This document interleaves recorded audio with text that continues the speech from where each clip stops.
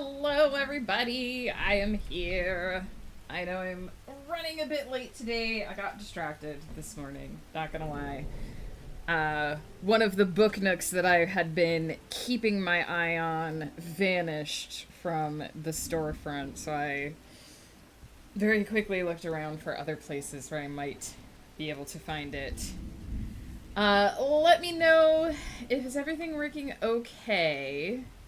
It says Siri bot disabled slow mode for this room. It's still showing slow mode for me, but if it's not showing for you guys, that's the most important thing. It should not be in slow mode. A Blur with first today. Welcome in, Blur. Stardust is here. Taryn is here, although running out to pick up the kiddo. Taryn, we hope to see you again shortly.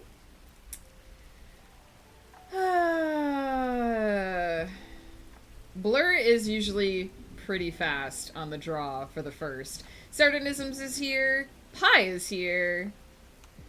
Since we're doing City at Night for the first sprint, we should hang out with something nocturnal like the Hexwing. Heck yeah. Which Hexwing would you like, Sardonisms? I believe I got the purple one.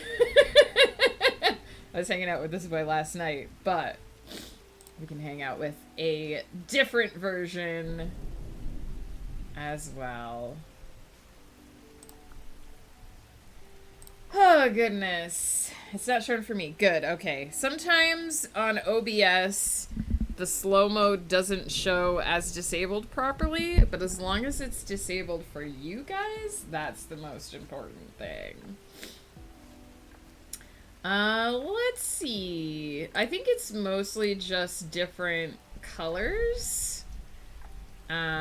So if you've got, he has slightly different wing markings. So like the orange one has slightly different wing markings than the red one. And then there's the galaxy one, there's the snowy one, there's the Christmas one, there's the spring one. I don't know why, but I dig the purple guy. Snowy it is. I like the snowy one because he has a scarf. Honestly, he has a scarf, and it's adorable. The purple one is good, but I do really like the snowy one, too. So, I like that they gave winter skins to their Halloween spirit. Oh my goodness.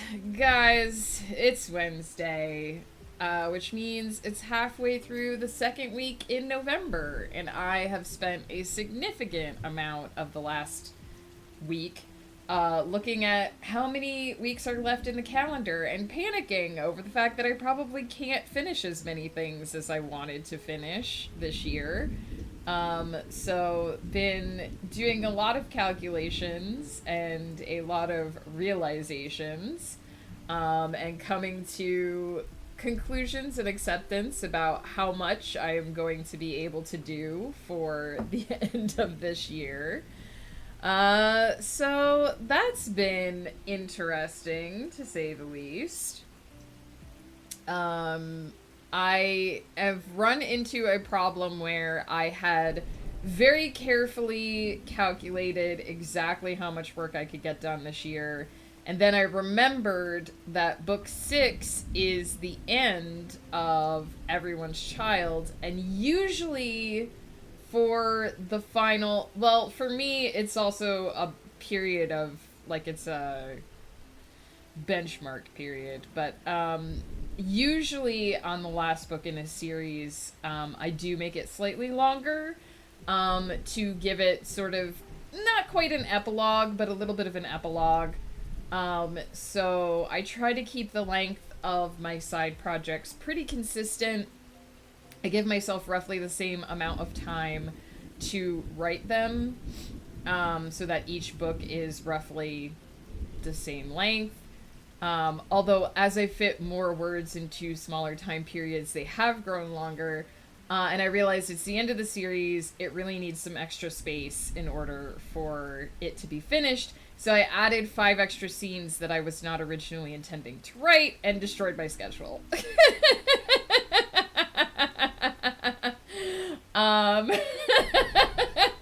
So then I got to the part where I look at my calendar and I'm like, this is what I'm going to do on each day. And I was like, huh, oh yeah, this book is longer.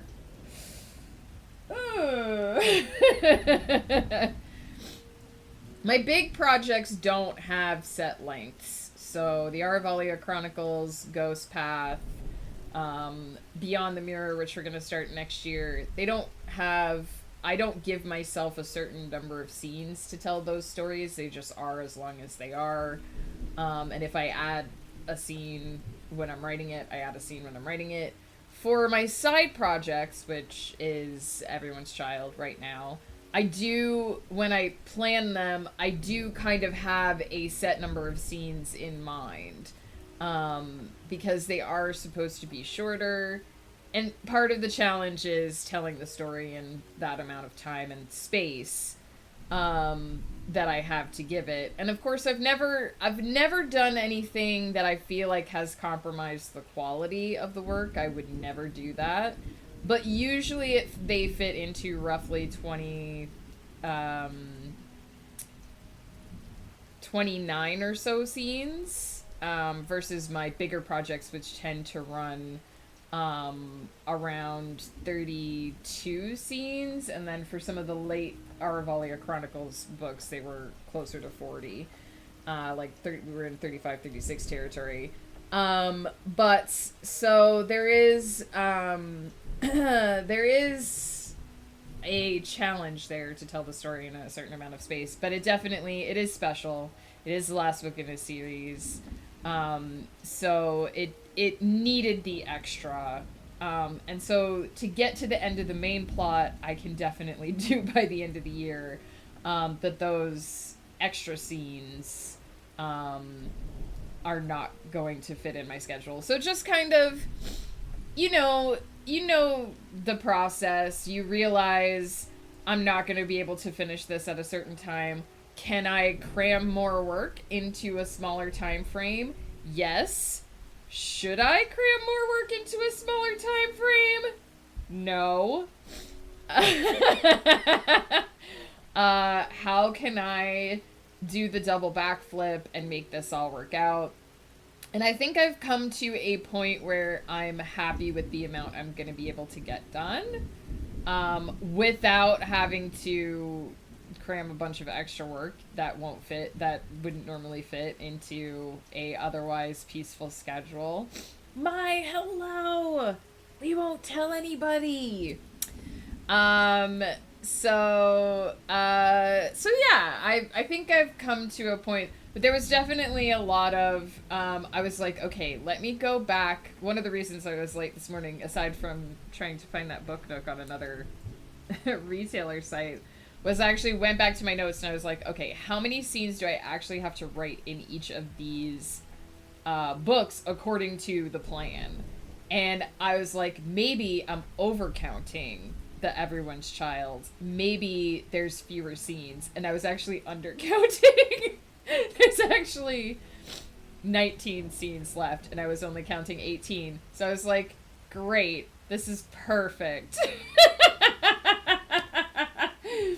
Yeah, that moment when you're like, oh, not only do I not have less work to do, I actually have more work to do. But mainly the reason why I bring this up, not just because, it kept me from starting stream a little extra time this morning, but the main reason I bring it up is I think it's important to think these things out loud, because it's important to remember for us as writers, even me who's doing this as my day job, there is nobody that's going to get hurt by me taking extra time to write that book. Nothing bad is going to happen if I don't finish that book by the end of the year. There's a part of me that is unhappy because it means I'm going to wait 3 weeks to write 5 scenes at the end of a book, and part of me is like, I just don't want to have that break there. And yeah, it would be very pleasing to my brain to stop at the end and not have that break of time in between. But part of being a writer, and especially being a writer full time, is being able to have that break in there. and not have it show at the end, being able to sort of hide it by the craft work that you do with the editing, and ultimately nobody can tell that you took space in there between the work. But also, it's important to remember that deadlines for me are arbitrary things that I set for myself. Nobody imposes my deadlines on me. There's no publisher hanging over my head saying it has to be done by this time. It has to be submitted to the editor by this time. I am all of the things. I can take that extra time, and I shouldn't feel guilty about it. I shouldn't feel, and you guys shouldn't feel, we as writers shouldn't feel like we have to break ourselves in order to hit a deadline that it literally isn't going to hurt anyone to change. So there's very much been this process of me this week coming to terms with the knowledge that I'm not going to hit all my goals, but also that that's okay. Like, having to convince myself that it's okay. It's okay that it's going to take 2 extra days of work time in the new year. It's not that big a deal. It's not going to set me that far back. And really, ultimately, it would be worse to start cramming a whole bunch of extra work into the day, drive myself nuts. I mean, Ghost Pepper's family is coming over for Christmas. I'm already in the process of getting the house ready because every year I wait too long. Every year I wait too long to finish my end of year house stuff. So I'm giving myself 2 months to get the house ready. Like, we're already in process. I'm already planning to bake a bunch of cookies and do a bunch of stuff. She's growing up and realizing life things. At age 40, she's finally doing it. She's growing up. But I do think it's important to say these things out loud, because I think we live in a society where we have been convinced, and we are always convincing ourselves, that you have to be productive all the time, that you have to fill every second of every day with productivity, and if you're not actively contributing to society for a moment, that you're somehow worthless. And I think that's something that we have to break. We live in a society where eating 72 glizzies is good for your colon health. I don't know that that's true, Joe. How, are these 72 glizzies in 72 days? Is it, because 72 glizzies in one day, I can assure you, is probably not good for your colon health. Also, Joe, how's it going?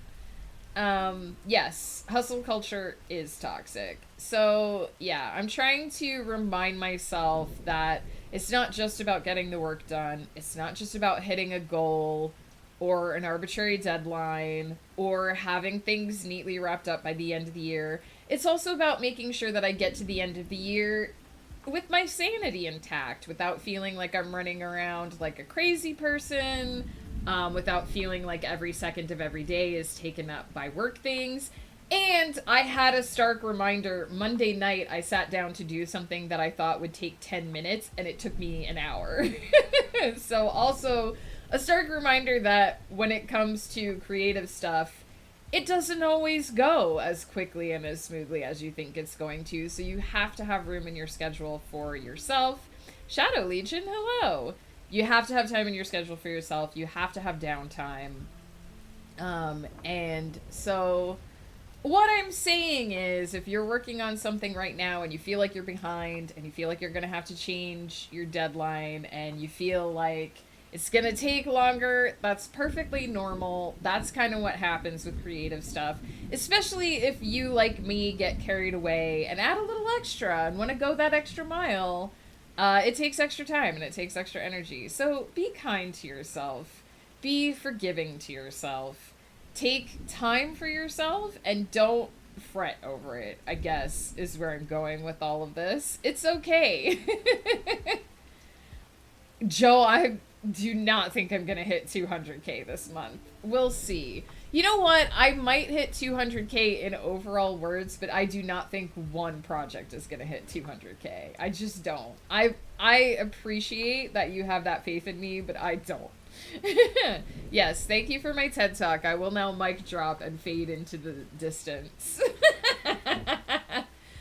Today, we are not working on the November writing project, as you can see from the down below. We are going to be working on My Little Domerin, and because I know we have a couple of new people who I don't know if they were around when this was conceived. Last year, at right around, not exactly this time, but it was like basically I guess the beginning of September. Last year I had a lot of computer issues. And after 2 hard drive deaths, we came to the conclusion that essentially there was something wrong with my computer that was causing the hard drives to die. Joe, you're not new. In fact, you have a guest character you have at least 2 guest characters in this story.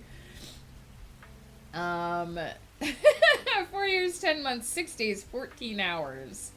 4 years, Joe. And I think we've known each other for longer than that. I think we knew each other for a year before I started streaming. Very new. So new. I mean, I guess if you consider that I'm 40 years old, 4 years is pretty new. I had a lot of computer issues, and we finally were like, there has to be something with this computer that's killing these hard drives. So we replaced my computer with this boy.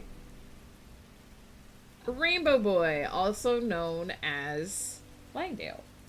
And so, as part of needing to emergency replace my computer, we did some fundraising last year during last year's November challenge. And you fine, generous folks contributed to the replacement of my computer. And as a result, we unlocked My Little Domerin, which was where I promised that I would take my grumpy little elf son right down there in the corner and turn him into a pony, which I did, which I actually had already done way in the long ago. There was a character creator whereby you could make your own custom ponies. I'm chuckling just thinking about it. And I turned Domerin into a pony, for which he's never forgiven me. Where is the Domerin pony?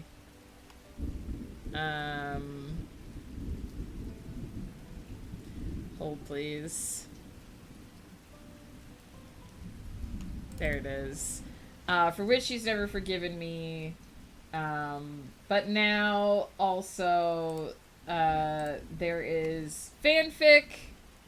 Yeah, you wanted a popcorn maker.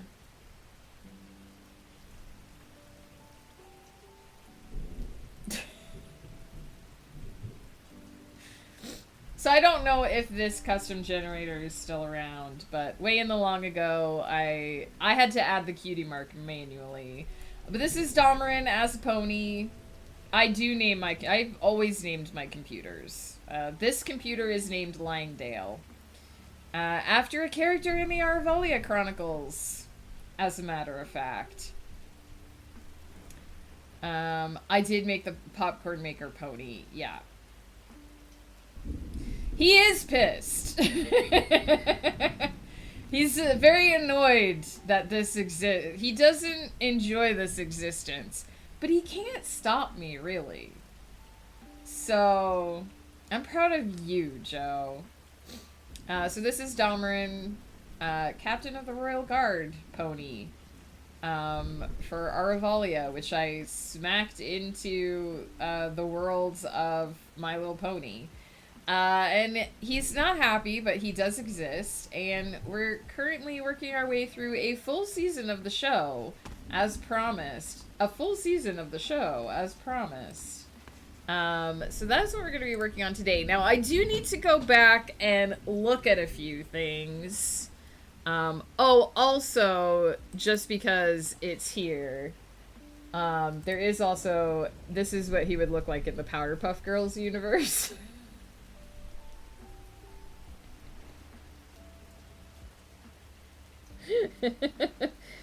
Honestly, I like just going on. I like just going on to custom character creator websites and just making Domerin. Even when he hates it, I love it. I love that this exists. My, thanks for hanging out. We appreciate you. Good luck at work. I think those are the two funniest ones. I don't know that I have any more that are, like, super funny. There's also a Charlie Brown one.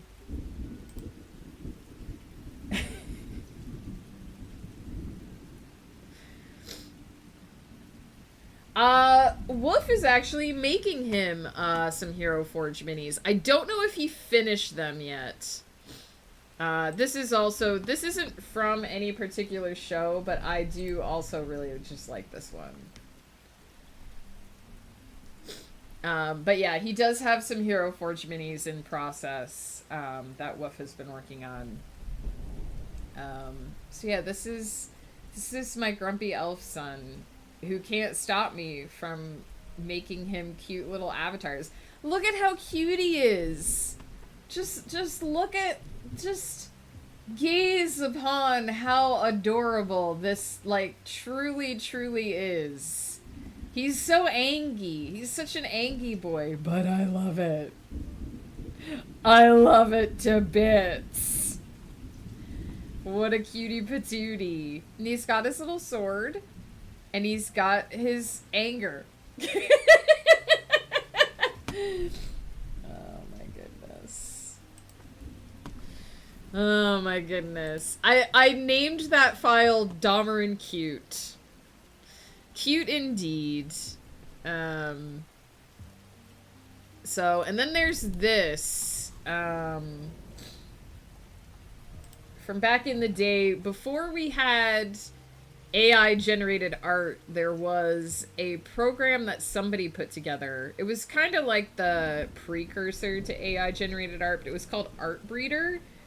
And the idea was that they had loaded a bunch of art. I presume art that they had permission to use? Question mark? Because this was before adaptive AIs, but it was, they had loaded a bunch of art onto the site, and you could basically pick two pictures and it would breed them together and create a new one. And so you could just keep adding pictures until it looked like what you wanted it to look like. And I did one for Domerin and I got this far. So I don't think that site is around anymore. It will have been, you know, Buffy just kept adding pictures of me. I mean, they'd have to be different pictures. Like, different pictures of you. So yeah, I have a lot of random, Domerin stuff on my queue. I do my other characters as well. Just to prove that, just to prove that Domerin isn't the only character that gets the treatment. There's a cute little Rose. There's a cute little Rose. Being smug. Art Breeder is still around. That's nice to know. I hope, I guess I never really looked into it back in the day. I hope that they, like, sourced all of their, the art that they used on their, like, I hope it was all art that they had permission to use, but welcome back, Sardonisms. And Veilwraith, hello, how's it going? Maya is at work, like work, so I don't know if she's gonna be writing at the moment. But if we kept adding pictures of you, he would eventually look like you. I don't know if that's what you want. I saw it a month or so ago. Nice! Have my book that I got yesterday, and I'm trying to read it fast, so I can be sad waiting 3 months for book 2. Gotta read fast. Catgirl me, bootleg Pikachu me, hot dog costume me. Yeah, load all of those into Art Breeder and see what they look like when you amalgamate them together. That would be horrific, and you'd love it. Okay, so yes, My Little Domerin is a gift to the community for supporting me through a rough time with switching computers. You would love it, Joe. You'd be trying to load that into your next FromSoft game to make it your frickin' character. Because it'd be so cursed. And several members of the community also were able to get guest ponies in the story via donations. So that's what we're working on right now. Just to follow up quickly on yesterday, let's do the hydrates before I forget. A 1. A 2. And a 3. I kind of want that to happen now just to see what it would look like. Anyway, just to follow up on yesterday, the How I Met My Pepper fanfic anthology. I am hopefully going to post something about this in the Discord on Friday. Fingers and toes crossed that I get a chance to do that, because this week has been a little bit crazy. Not a lot crazy like a couple weeks ago, but there's just a lot going on. So I'm probably going to post about that on Friday. The idea is that you guys can submit your own little short stories, and I will put them together in an anthology. Just a couple of heads up. This has to be a very, very side project. As we just discussed, I am solidly booked schedule-wise with projects. So y'all wanted the deadline to be the end of January. That's cool. That's great. I will set the deadline for the end of January. Release date is probably going to be pretty far out from that. What I'd like to do is post the chapters to my blog as like guest freebies. But they will have to be posted either after My Little Domerin finishes or when we hit like the midpoint of My Little Domerin. So just to square expectations with you guys, you're probably not going to see a release date for these before June. That's the kind of busy that I am. But if everyone's okay with that, we'll get that loaded into the chamber. We'll get that put into the queue. And get that going. Probably I will try to put out the PDF first so that you guys can just download, people can just download and have the PDF. And I can put a link to that in each of the each of the chapters as the guest posts go live. That's tentatively what I'm thinking of doing. I'm not really gonna set limits. I'm gonna say maybe maximum 2 submissions, and I don't know that I want to cap it, but we might have to cap entries at 20,000 words. Is that too little? Yes, I can convert the PDF into an EPUB as well. Yes, absolutely. I can do that for e-readers. You're gonna write 200,000 words on how Ghost met his pepper. Also, it occurred to me that it's called How I Met My Pepper, so maybe I should also be in it? I mean, it's up to you guys. It's your vision.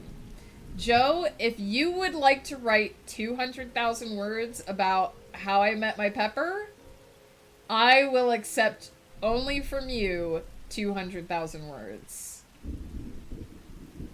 Go for it. Is this going to become your November project now, Joe, is to write How I Met My Pepper? The Love Octagon?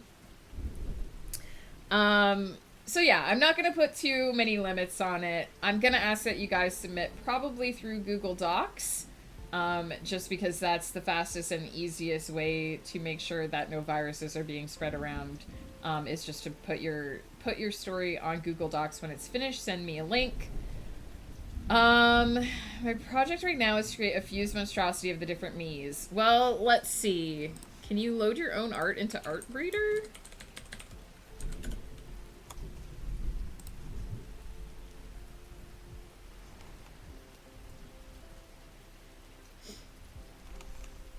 Here you go, Joe. You have fun with that.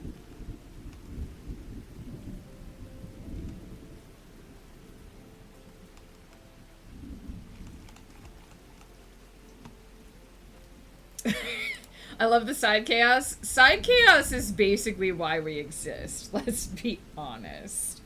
So yeah, I'm gonna put up the details of that, but that's pretty much what I'm thinking. Straightforward, simple, write whatever you want. I will say you have permission to use me and Ghost Pepper in your stories. If you want to use another member of the community, just give them a heads up and make sure it's okay with them if you throw them in your story. I'm gonna assume we can probably get confirmation from Joe that he'd be happy to be in anybody's story as well, but just make sure if you want to throw a member of the community into the story that they're okay with being in there, is all I really ask. Write whatever you like. Try not to put any explicit sexual content in there, because I can't put that on my blog.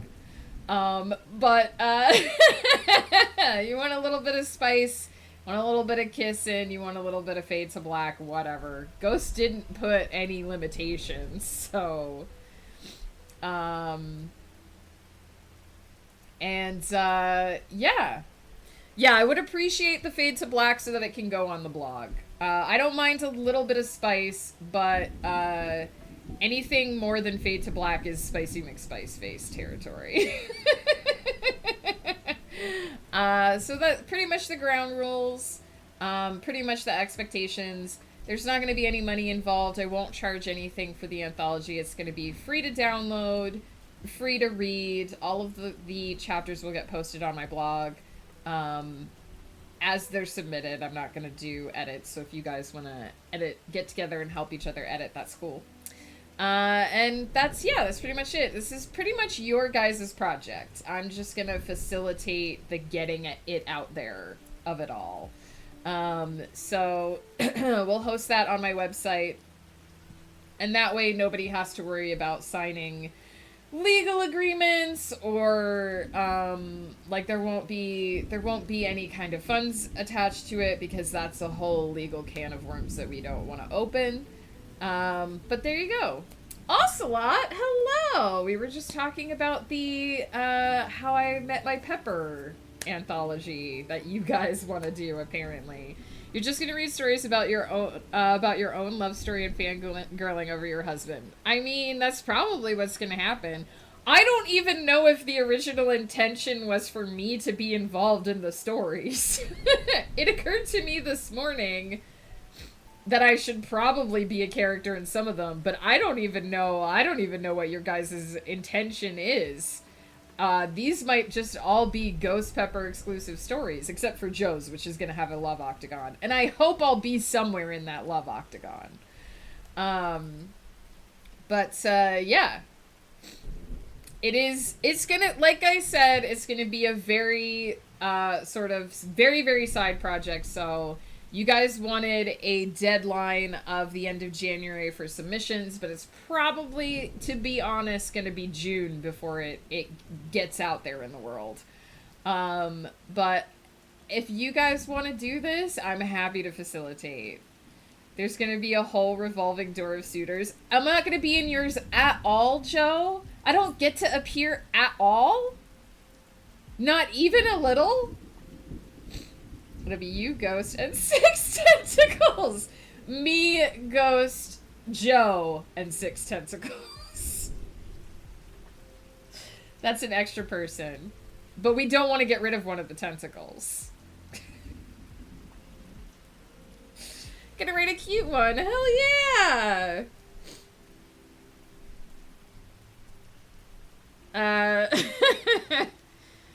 So yeah, those are the ground rules. Expect a long release timeline. Fade to black, please. Check with people before you put them in your stories, just in case. You have permission to use me and Ghost Pepper and Joe, apparently. Just anyone else you want to throw in there, just make sure they're cool with it. Wolf would probably be fine with it. We can probably get confirmation of that this weekend.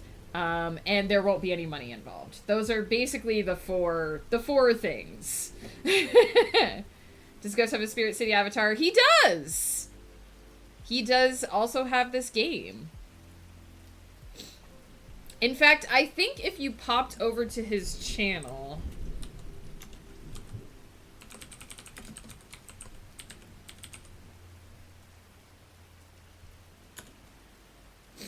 You could check the VOD from yesterday from when he was doing the model building, so early in the VOD, and you would be able to see his Spirit City avatar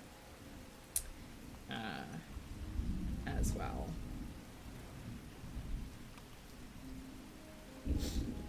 If you want to meet the man, the myth, the legend, that is where he can be found. He usually does, because he's usually building space models, so he often does the space train. Alright, I am going to need to look over something here, and then we are going to have to get started. So I need to go back and look at the last My Little Domerin chapter.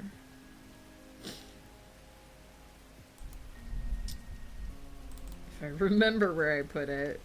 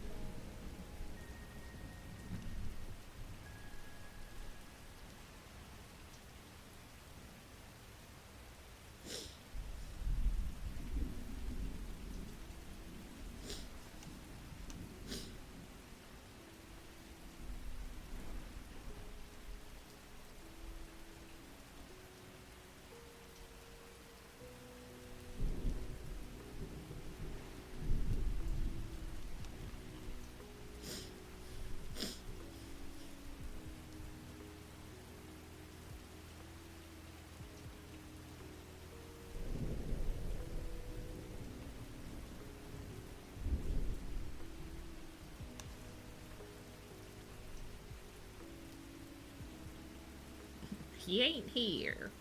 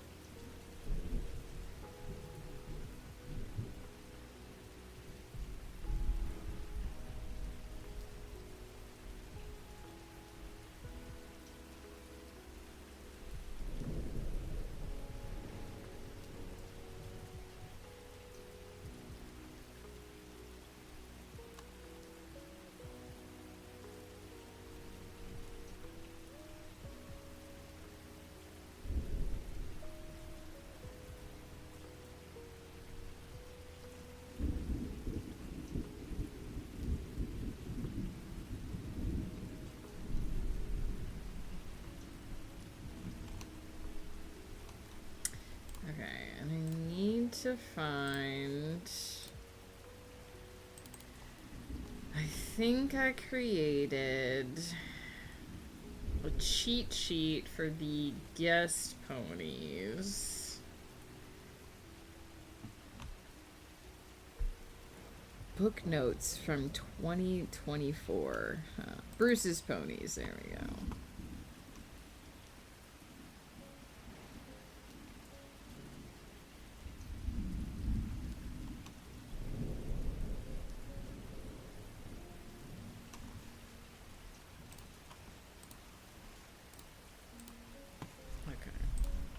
Now I just gotta create a document and save it.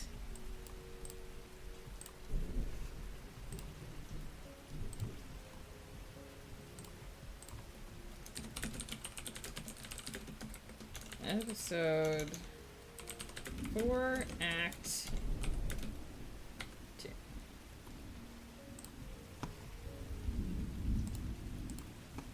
All right. What's my favorite animal? Cats. I guess I can't pick dragons because they're not real.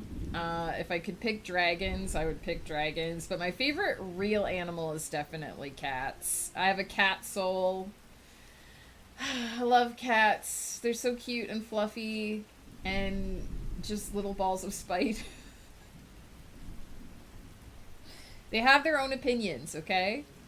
They have their own opinions, and they are just particular, and I like that about them.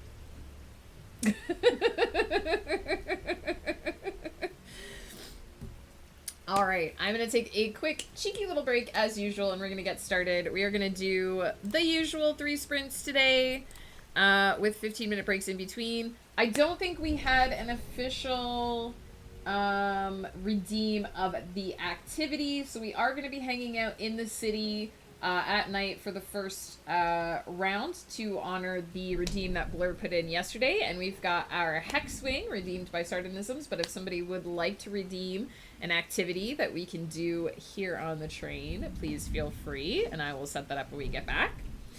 I should read over the chapter I'm working on. Also me, too lazy. Mood. All right, I will be right back, and we will get started.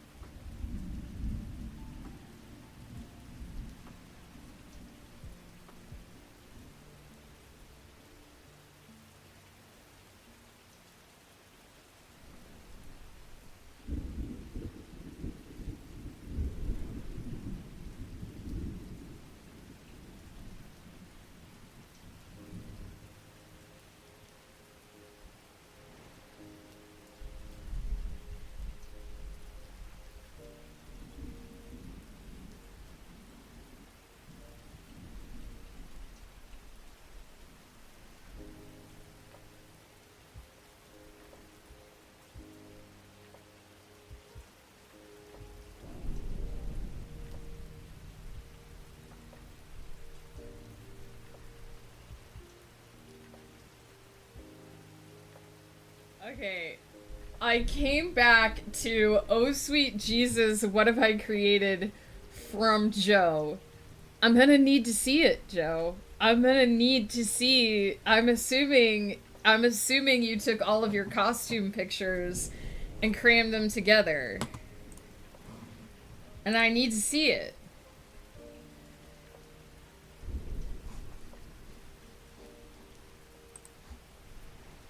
Celadon, hello, how's it going? It's gotta be ultra cursed if Joe is exclaiming, "Oh sweet Jesus."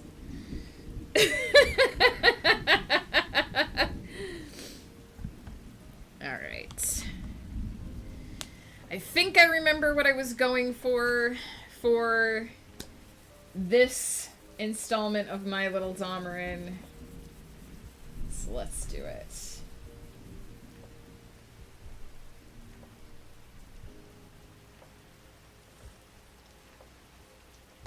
Let's do it. And hope that Joe will share with us, what he hath wrought. Oh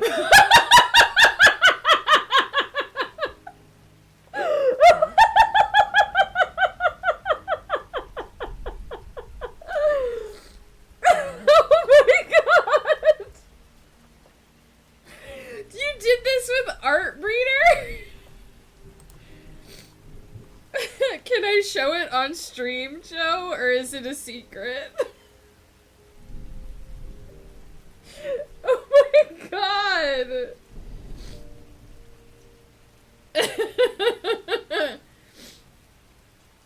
Doing alright, getting some work done, and pondering my novel on the side. Heck yeah!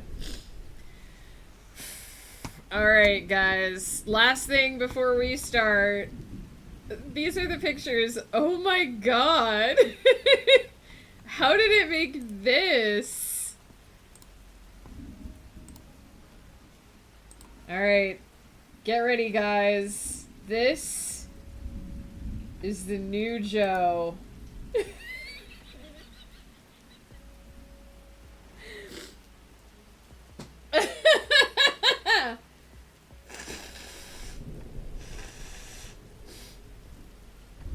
I like that apparently you're just wearing plastic over your beard. I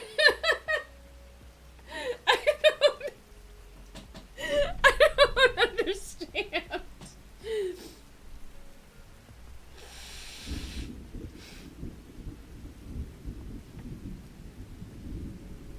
Oh my god. I like how surprised you look as well. Gotta keep the beard dry. Oh my gosh. That's too funny.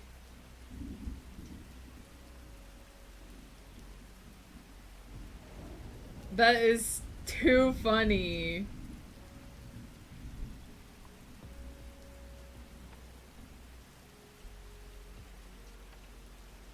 Oh my god, okay.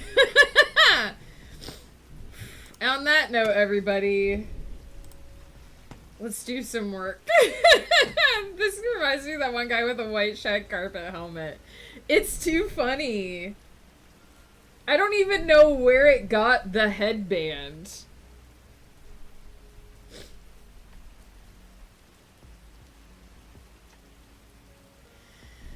Oh my goodness.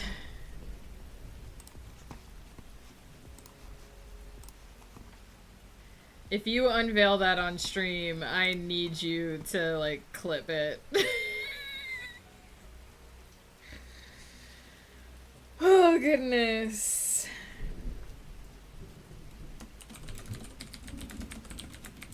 Ooh, I am way zoomed out.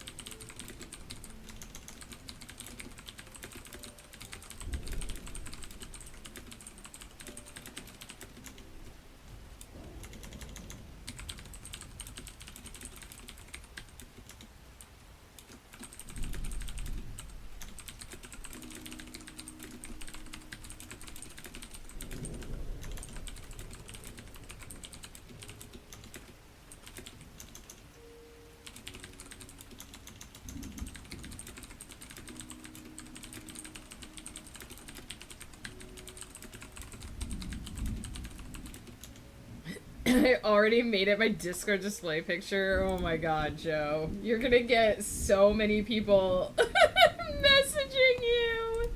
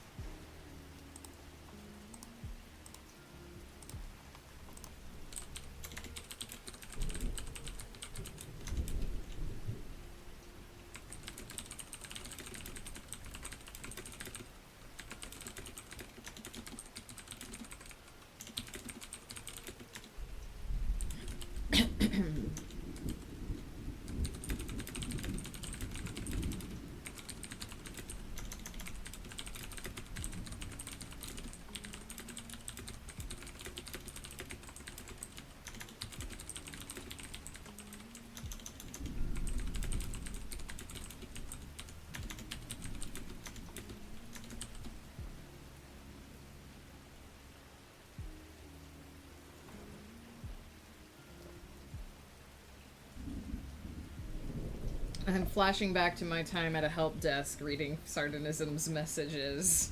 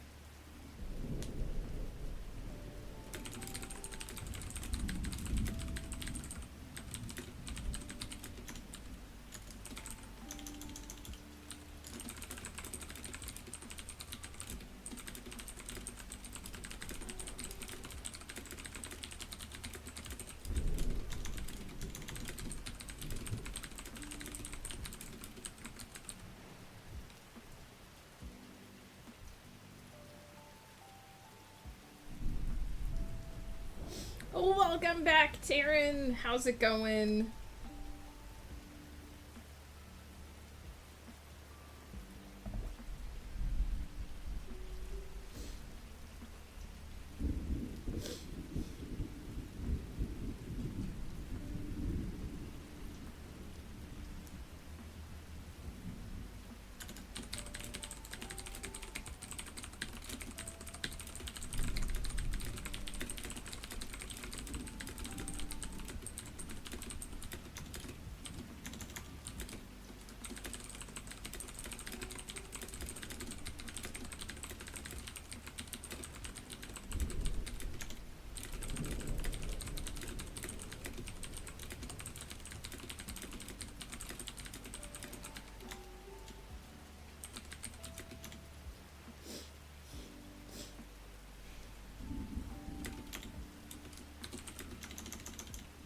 I'm gonna sneeze.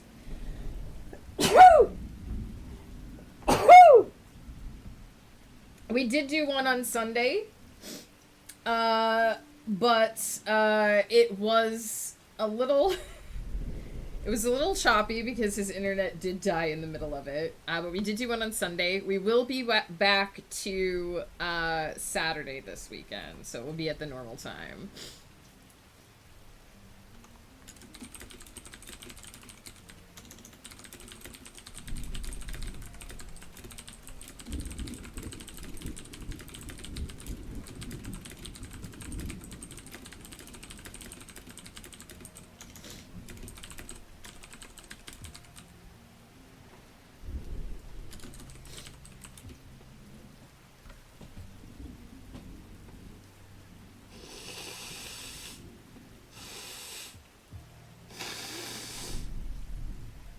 Yeah, Saturday Wolf went to see a concert, so we did not have a Saturday night stream.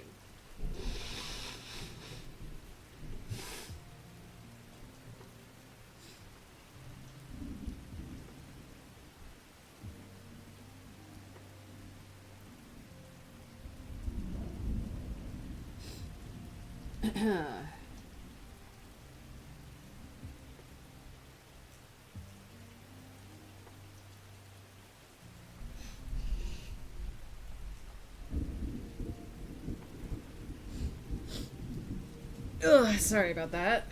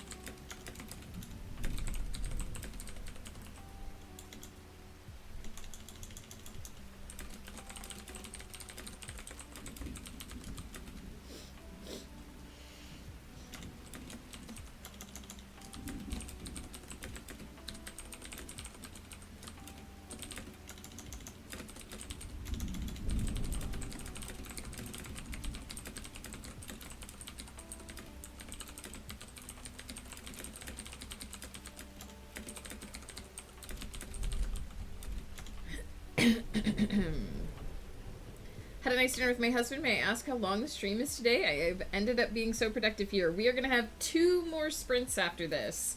So we will have a 15-minute break at the end of this sprint, and then there will be another 30 minutes, followed by another 15 minutes, followed by another 30.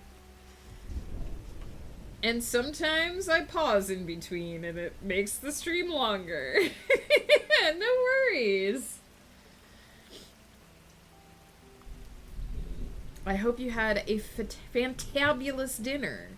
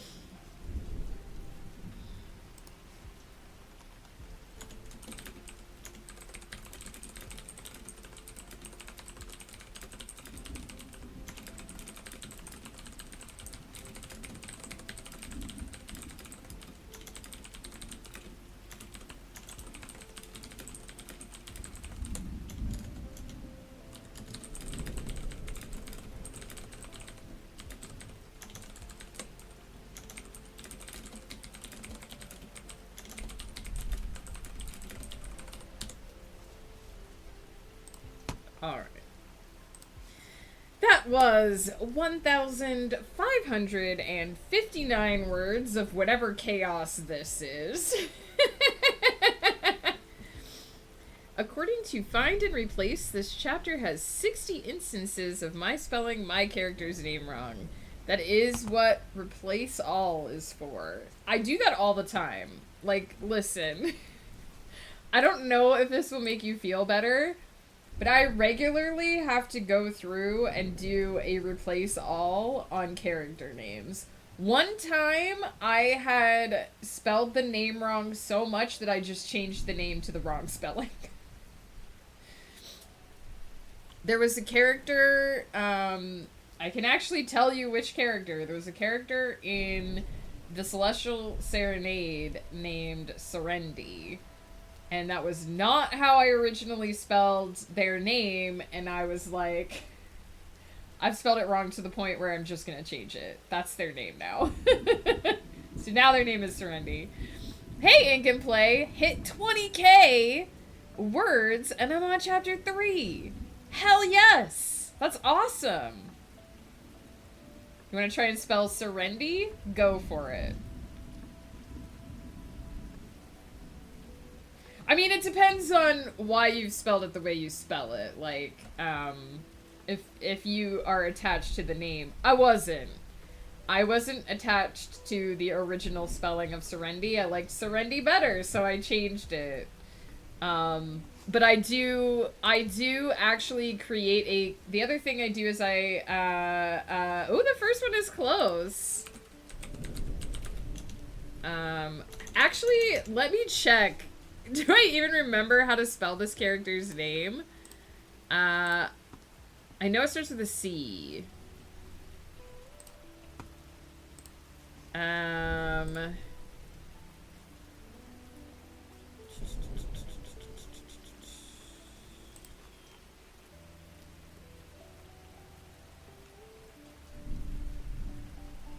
Yeah, okay.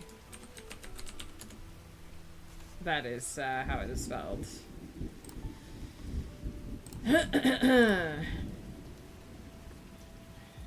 So the first one was very close. It was only one letter off.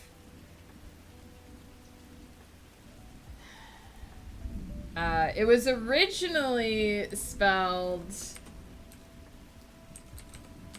like this. And I changed it.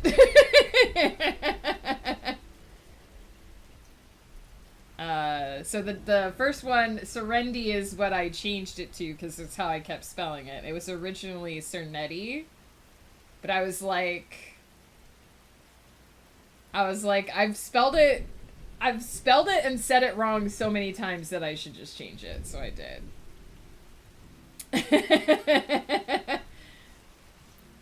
Have you read The Celestial Serenade, Taryn? So yeah, don't fret if you make up a name and then spell it wrong. Serendi is prettier, that's what I thought. Not that I think that character particularly cares about how pretty their name is. Oh, okay, so you've met Serendi then. In the Celestial Serenade, free lore tidbit. In the Celestial Serenade, the Kalterans have this practice of, for their very high ranking, well, here we go, character facts. In the Kalteran Empire, they, in their military, they have this habit of, for their very high ranking soldiers, they have names that replace their, like, personal first names. So if you are considered a very skilled tactician, you might be given the name Eldat. So Eldat replaces your first name, and you would be Eldat's surname. I don't remember what all of them are off the top of my head. I have to reopen this and look. There's actually, yes, the Eldats are like the people who are really good at strategy. And then there's the Nalix, who are really good with weapons, like really good in the fields. And then you have Thassalors, which tend to be originally cavalry and later pilots. And then there's Tyrants, who are medics. And then from the named ranks, there are 3 named ranks that are only given out to one person at any given time. And so there is the Damic, who is essentially the head of the military. They're like the person who's mostly in charge, and it's a lifelong position. So when one Damic dies, another is named. So there's always only one Damic. And then There's actually five. There are three that change regularly. So there's the Oneg, who is sort of like the head of military supply, and then there's Banvor, who's like the Surgeon General. And then there are two extra special ranks that are only given out once per generation. You basically have to forget the last one before it's given out. And that is the Cantus and the Serendi. Serendi is a spy. So they're like the greatest spy of the generation. They're like, if they were making TV shows about the Kalteran Empire, they would be like your James Bond type person who's like a ghost who slips in.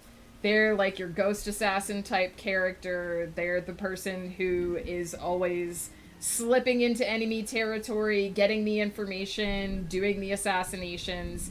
And then there's the Cantus, who is the greatest warrior of a generation.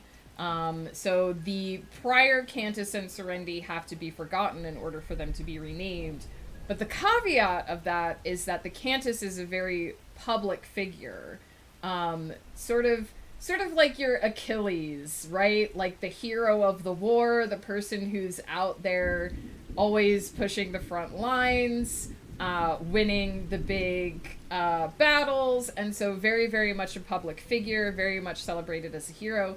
And Serendi is a ghost. They operate in the shadows. So there are many, many more Serendis, or there have been many, many more Serendis than there have been Cantuses. Because someone who is not well known in the public eye, easily forgotten, easily passed on the title, right?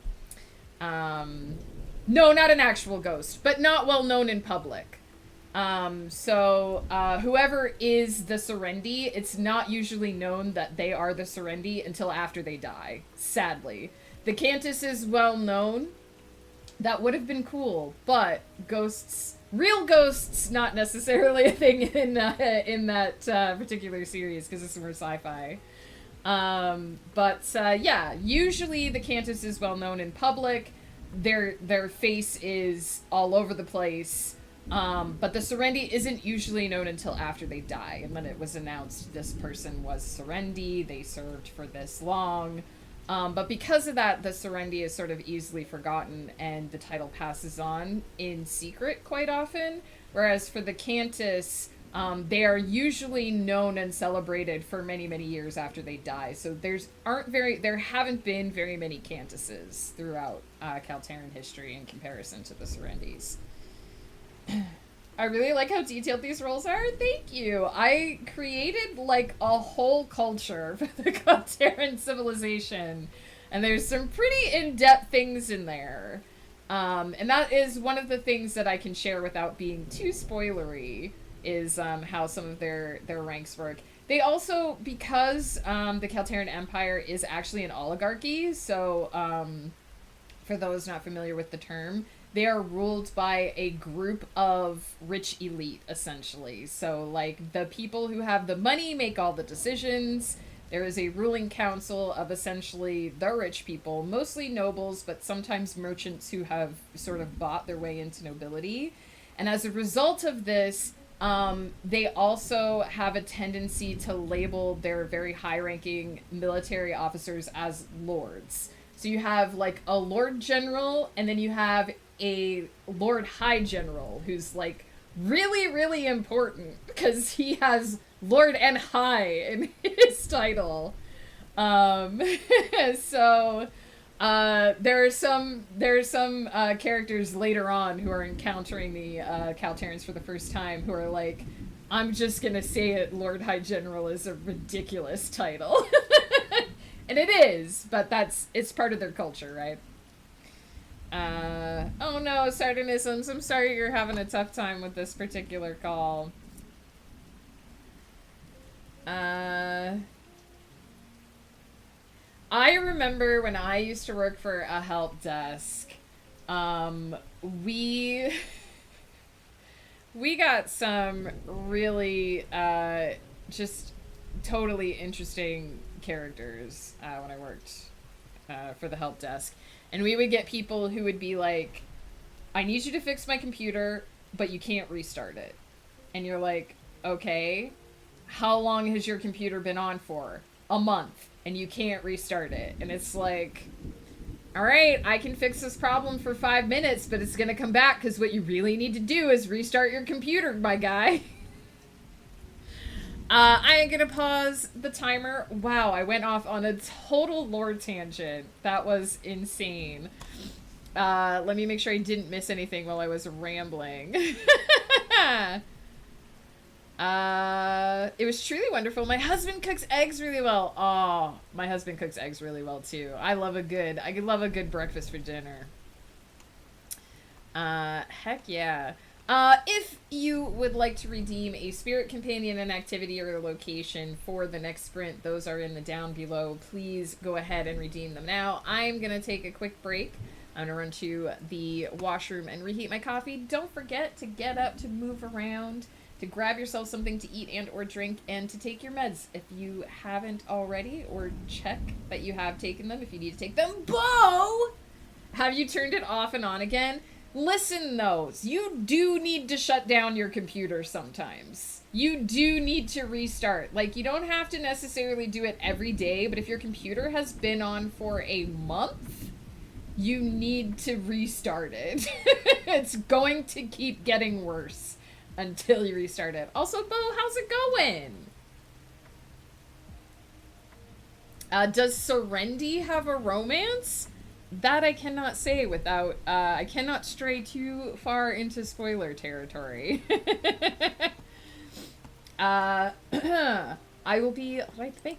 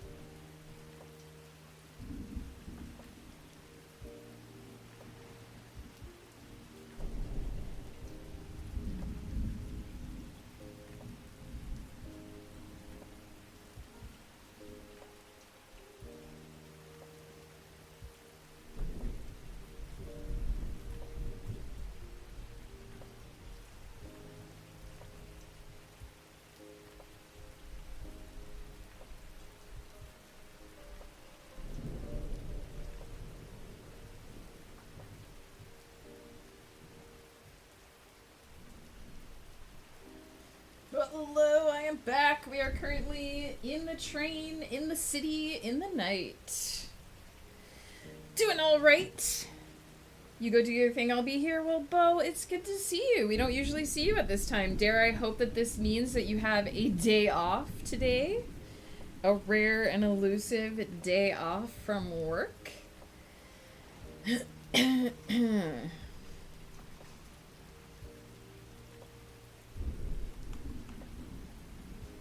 This is stuff that literally fixes probably 80% of user problems. Honestly, like, a big part of the reason why a tech support person, having studied IT, I can tell you this, asks you to try restarting first, is that it's just things...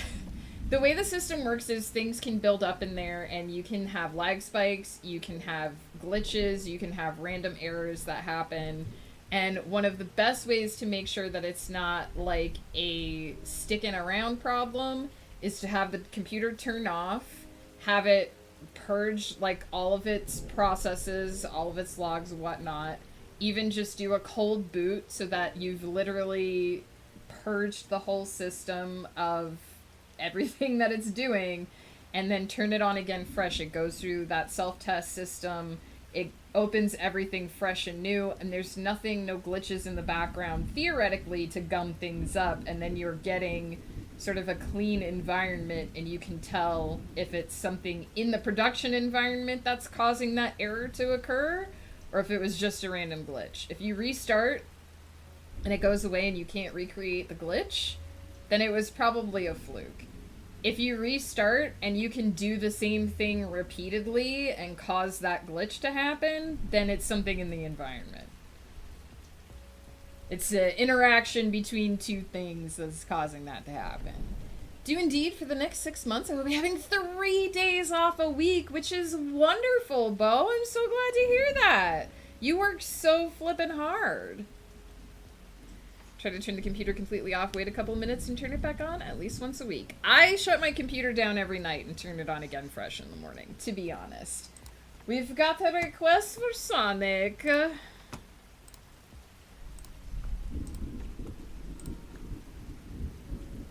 So Sonic it shall be.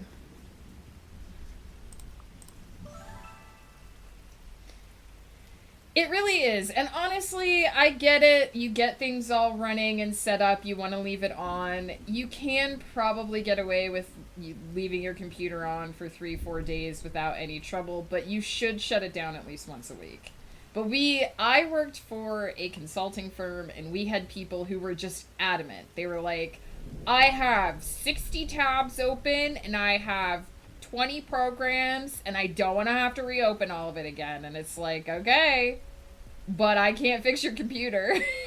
Like, I can't make your computer run faster. And I literally had a guy who had so much shit open. His computer had been on forever, and he was like, I need you to fix this without restarting. So I went in and I crashed Explorer. Like, this was what I did for him, because it was the only thing I could do without turning off his stuff. If you redeem going back to the bedroom ink and play, we will 100% go back to the bedroom.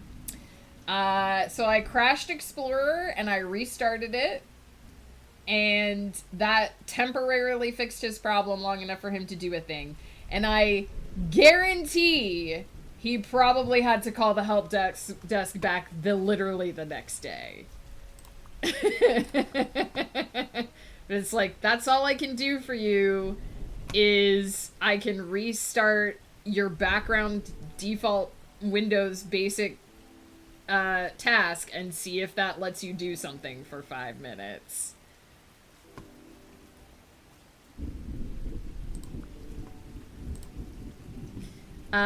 Do you want to be in the pumpkin swamp, ink and play?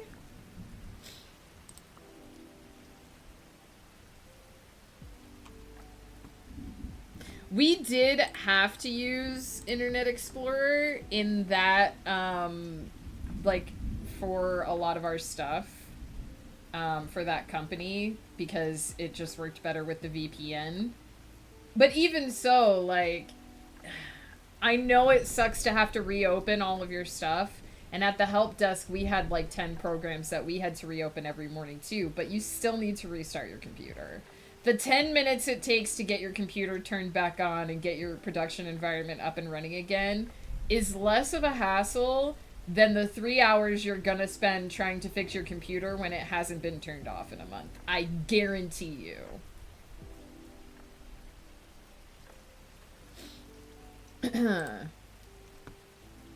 I guarantee you.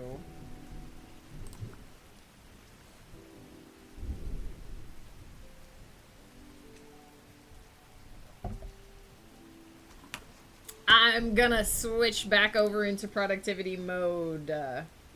I still can't get over that. I still can't get over that wretched thing that Joe has created.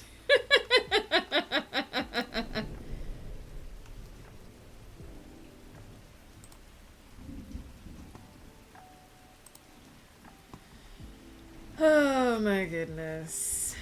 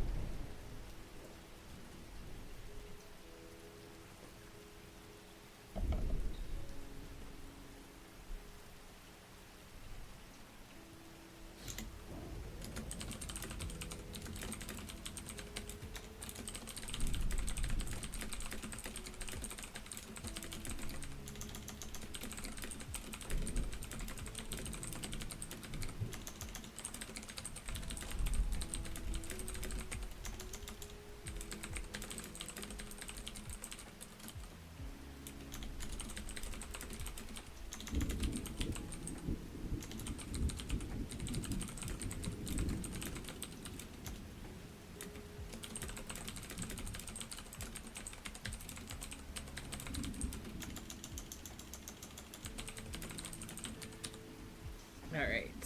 I forgot to say how many words I wrote during the last thing. No, I did say it. That's right, I did. But we have reached the end of the first scene. We are at 1,975 words, and we're going to start the second scene.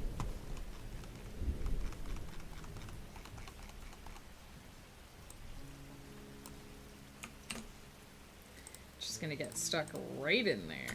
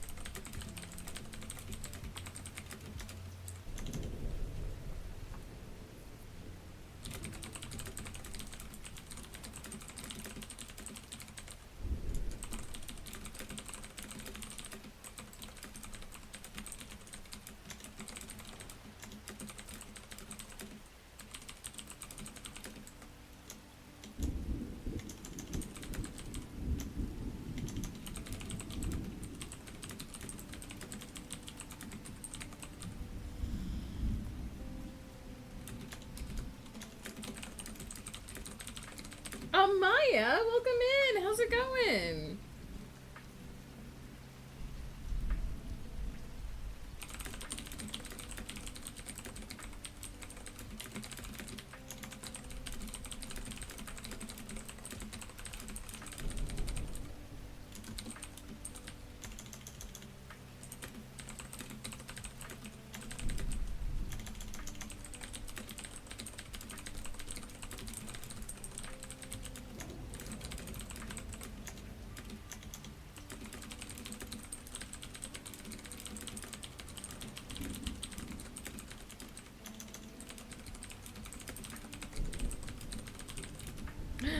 About to lose it? No, why? Amaya, what happened?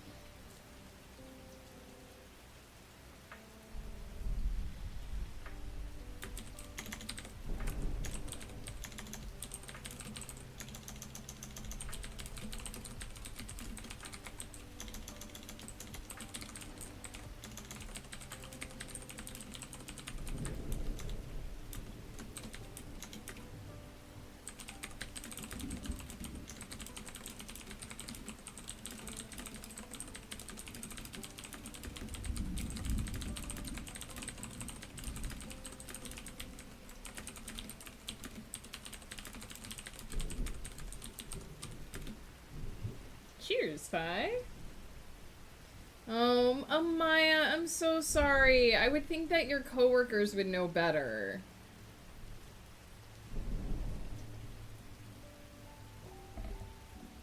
Amaya, we love you. We appreciate you. And I hope you're able to get things sorted out.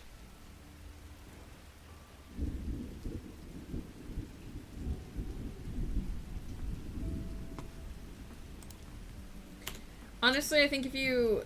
Like, I've been guilty of saying the wrong pronouns from time to time. You forget or you get in your own head about it and something slips out.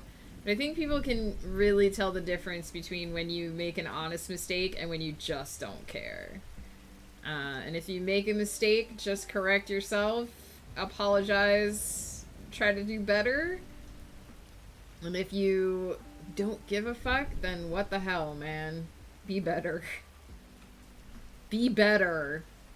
It's not that hard to try and use the proper pronouns for somebody.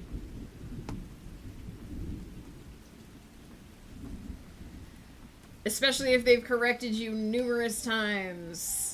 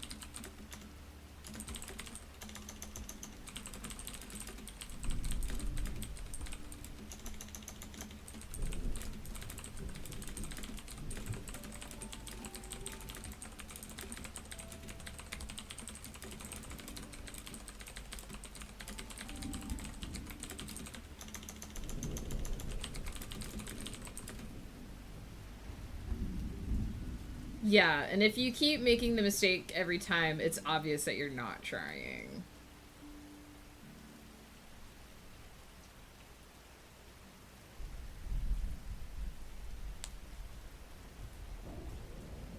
I've even tried to get into, because I have this really bad habit, I've talked about this on stream before, of like gendering inanimate objects and always being like, oh, that thing is such a sweet boy. And I've even been trying to break that habit because what happens is I get so used to saying what a sweet boy that I start saying it to people as well without even thinking about it. And then I'm like, you doofus. That is not, you can't consider that to be a gender neutral term. So I'm trying to get in the habit of using more gender neutral terms so that when I first meet somebody, if I don't know their pronouns, I'm not inadvertently, misgendering someone. But it's hard because you slide into these habits in your head where that you think are harmless, and then they creep into your conversation and you don't necessarily realize until you've stuck your foot down your throat that you've done it, right? So it's not that hard to be considerate of people, but also, just mind your habits, right? Mind the way that you're communicating with people.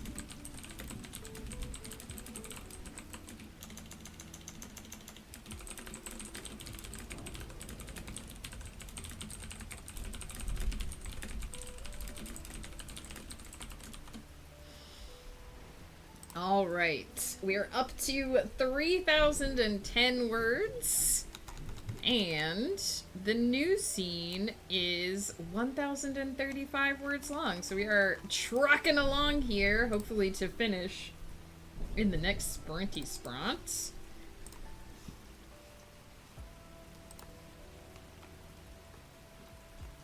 Boop, boop, boop.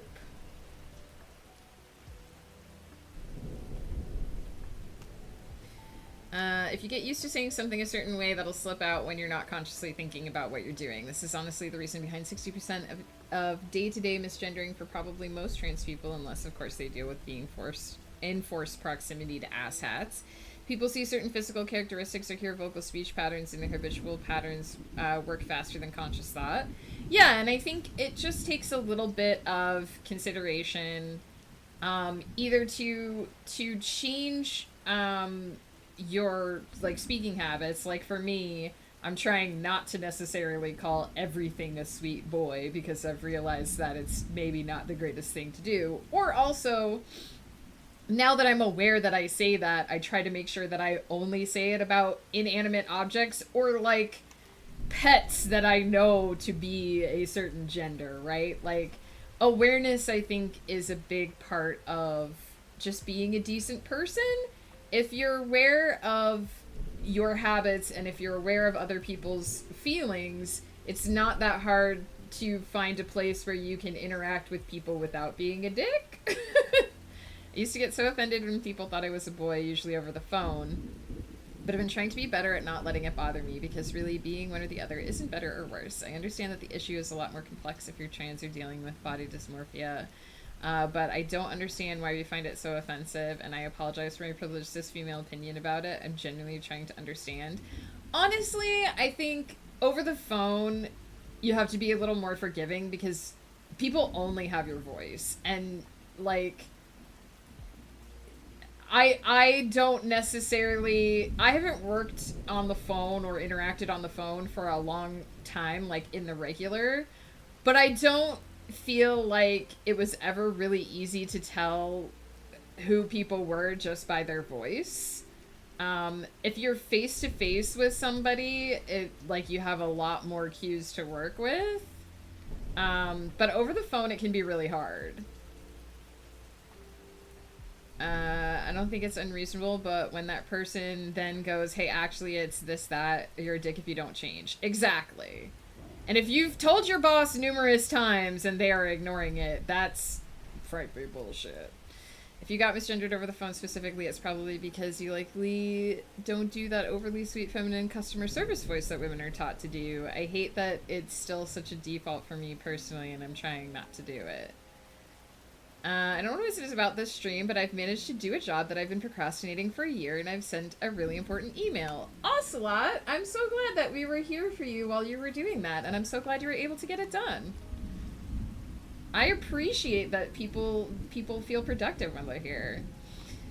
I think I just have a deeper voice than most women. I think it's more important to unlearn the offense at being thought the wrong gender than it is to learn new patterns of speech. Yeah, I mean, honestly, too, I think voices are hard because we don't... Digital Cow, hello, how's it going?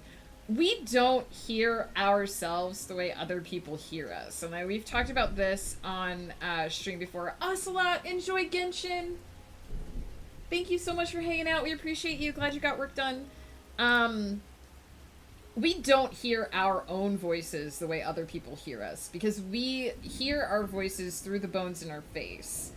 So to me, my voice sounds a lot deeper than I think it does to you guys. And I've said this before, I actually hate my voice. I hate hearing recordings of my voice because I think I sound obnoxious. The fact that you guys hang out with me and listen to me talk for like an hour, I don't know, sainthood, because when I hear my voice, I'm like, I sound obnoxious. I sound like the most obnoxious person.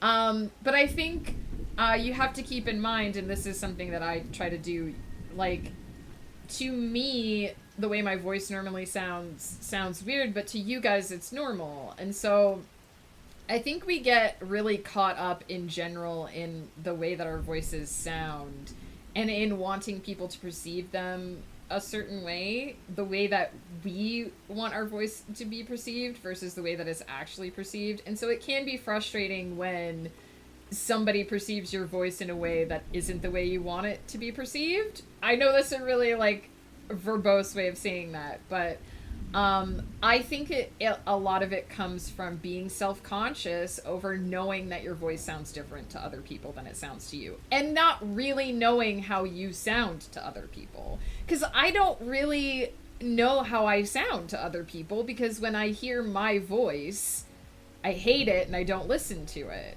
right? When I hear it recorded versus when I hear myself talking. The Cozy Draft, thank you for the follow. Welcome in. So I do think it's fair to be frustrated if people aren't necessarily perceiving your voice the way that you hope that they will. But also, like, we kind of have to accept that our voices sound different to everybody else. Lurking, it's me, Anne. Enjoy your lurk. Appreciate you. Boop, boop, boop.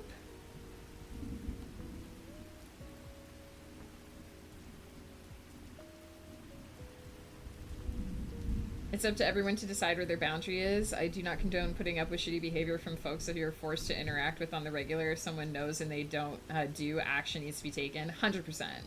There's an unfortunate amount of people who use it as a weapon against others. Yeah, and that's the problem, really, is when people are jerks.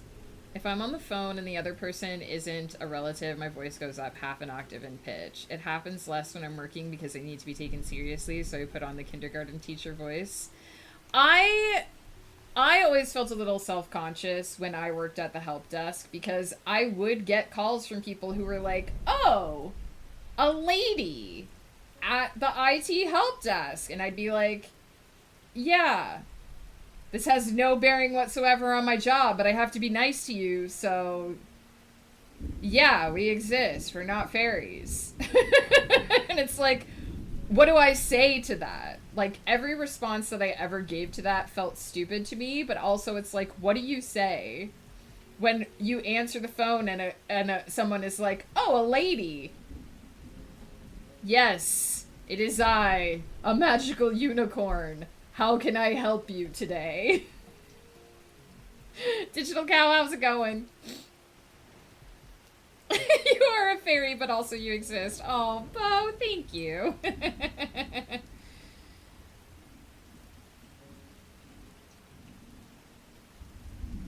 I have a friend who is in a predominantly female field of work and genuinely seems to be suffering from gender discrimination from his boss. That sucks. Is he a nurse by any chance?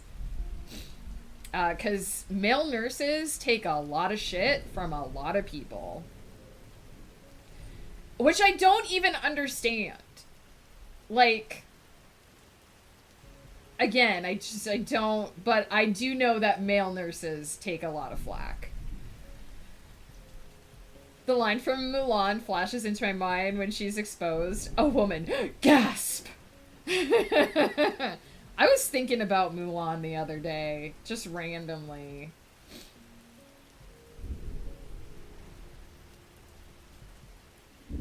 It happened to my father also. He was a kindergarten teacher until he retired. I know so many male teachers that I mean, I guess I don't know if how many of them teach kindergarten, but I know so many male teachers that I'm just like, I would have a hard time thinking it was weird.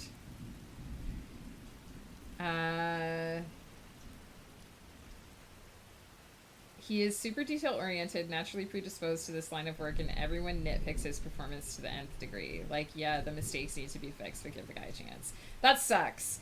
I do think, like, we had a whole discussion, there was a whole discussion in the Discord about how, you know, women, especially in, like, the film industry, are often held to a different standard than men, and how you basically have to not make mistakes because you don't just represent yourself, you represent all of womanhood for some weird reason. But I do think there are times, like Taryn said, where guys are in that situation too. If there is a female-dominated line of work, then unfortunately, it's the same thing where people have an expectation, and if you don't meet that expectation by default, they start to, like, weirdly zero in on you and, like, look for reasons why you shouldn't be there. And it sucks. You should never look at somebody doing something and try to find reasons why they shouldn't be there. They're there because they were hired to do that job, so clearly they know what they're doing. And if they're new, then they're learning how to do that job, and everybody has to learn, right? I don't know. Society in general upsets me sometimes. I gotta be honest. Have not told boss about current health scare. I mean, honestly, I know I didn't get a chance to reply to your second message yesterday, Sardonisms, but it sounds like until you have more information, there's not really much you can tell them at this moment anyway. And also, it's private. Like, you don't owe that information to your boss. You know? Even if you need time off of work, just saying, I need time off of work for health reasons should be enough. You don't necessarily owe them the nitty-gritty details about what's going on with your body. He's an insurance rep, like, submits claims, very clerical work. Interesting. And people get weird about him not being a woman. That's so weird to me. Society in general upsets me sometimes. This is such a mood. Like, honestly, I've spent a great deal of my life. I'm gonna pause the timer because this might go long, but this is one of those things where I feel like I need to say it. I've spent a large portion of my life trying to believe in the better angels, in the idea that people are generally good and that most people try their hardest, and that the people who are bad and the things that are bad are like outliers. And to be entirely honest, the last few years have made it hard to maintain that idea of society. There's a very, very cynical part of me that struggles to find the better angels in the greater whole, because it seems like there are so many people who have started just being awful to other people and just not caring who they hurt, and not really thinking about how they're making life harder for other people. And I know I'm being very vague here because we don't really talk about politics on this stream, and I don't really want to get into the very specifics, but suffice to say, since the pandemic, it has been really hard to believe that the majority of people have the best intentions for the majority of their fellow man slash women slash people. Um, and that has been hard for me because I am the kind of person who wants everyone to be able to be who they are and to live the way that feels good for them, and to not have to jump through flaming hoops of fire. Like I believe that it doesn't matter what clothes you wear, what your appearance is. It doesn't matter who you fall in love with or who you want to marry. It doesn't matter, um, you know, it doesn't matter what's going on with your body. You should be able to get health care. You should be able to have someone who advocates for you when it comes to your health needs. You shouldn't have to jump through hoops to get basic respect, basic care. And it shouldn't matter to anyone else because it's not their business, right? It's not my business how many people are involved in a relationship, as long as those people are all consenting and happy.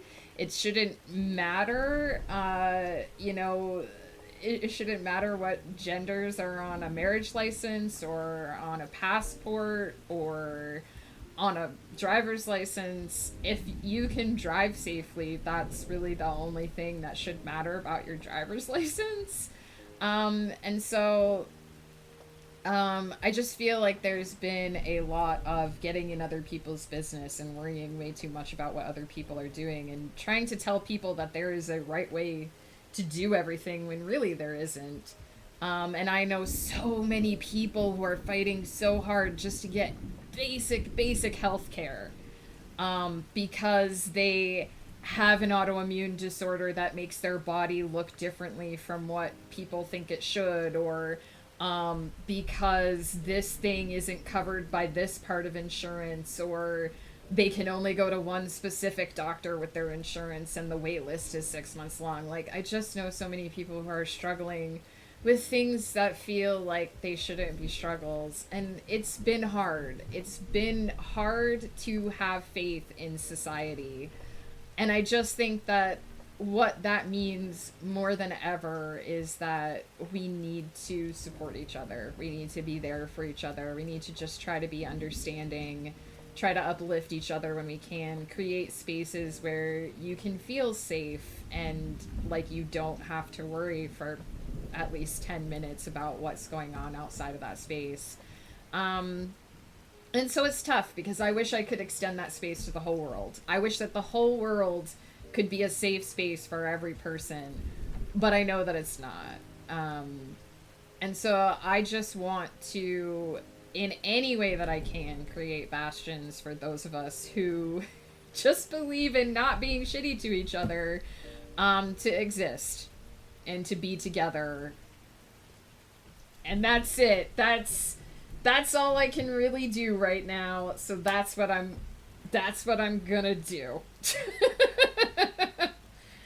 We live in a world where everything is crazy right now. Unfortunately, certain people profit from the chaos and encourage said chaos. The rest of us just get to watch everything burn and try to figure out what we can do to keep lives going in any sort of semblance of normal. And that makes me sad. But it does seem to be reality. And until that changes, all we can do is be good to each other. Be immensely and ferociously good to each other.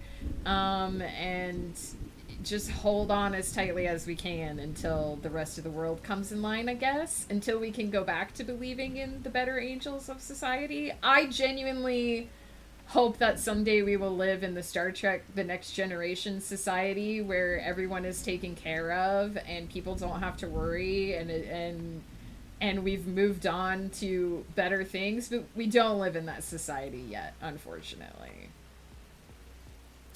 I'm a TNG girl.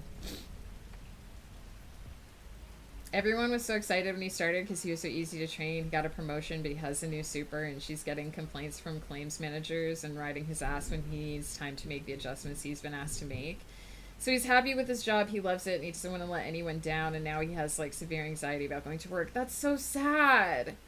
That's so, so sad. I hope that he can find a boss who appreciates him. You know, hopefully, I mean, I hope he doesn't have to leave this job, but if he does, hopefully he'll go to one with a manager who appreciates how awesome he is and everything he learned from this job he can put into that next one. He should not have to feel anxious about just going to work in the morning. That makes me so sad. I genuinely believe I speak for everyone in this community when I say we all love and appreciate you and Ghost for creating a wholesome little community. Well, now I'm gonna go cry. Because thank you, that's what the both of us are here for. Bruce, thank you so much for 42 months. How have I been streaming that long? Thankfully my mom, who's been there 40 plus years, and my husband, who trained him, advocate for him really hard. I'm glad he has that. I'm glad he has people in his corner. I'm gonna take a quick break and, you know, cry because you guys have touched me so deeply and dearly. And also use the restroom and reheat my coffee so that we can do our final sprint of the day. If you would like to redeem a spirit to hang out with, a location, or an activity, they're all in the down below for one last round before we wrap it up for the day. So I will be right back.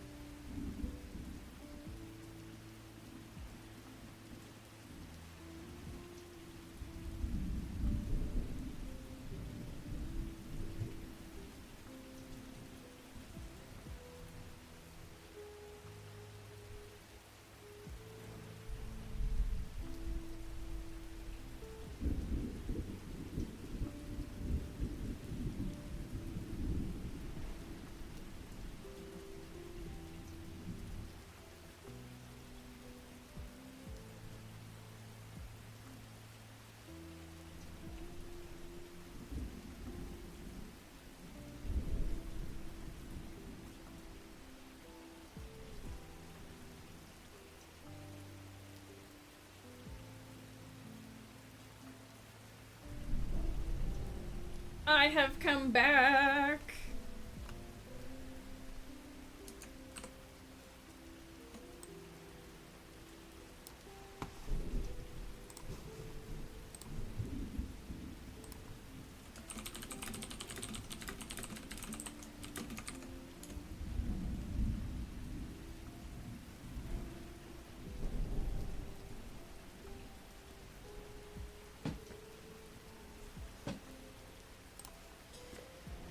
Oh my goodness. All right. Let's resume timer. Since there have not been any redeems that I have seen, let's do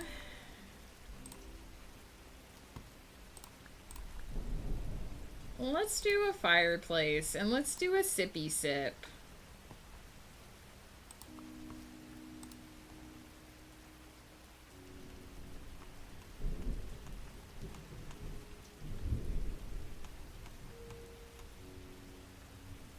Shall we sip with? Who shallst we sip with?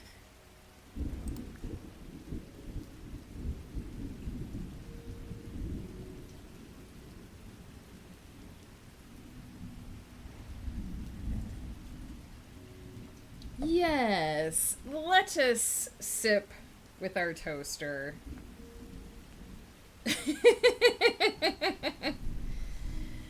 Oh my goodness. Okay. I think I have a plan for the end of this episode and the beginning of next episode. So that's good. I was a little worried because I had taken such a big break in between when we worked on this project, but I do think it's going pretty well. At least one of the people in chat today is having their pony in the scene today. So that's good.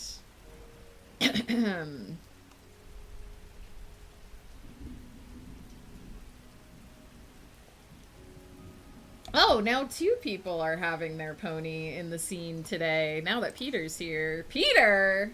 Welcome in.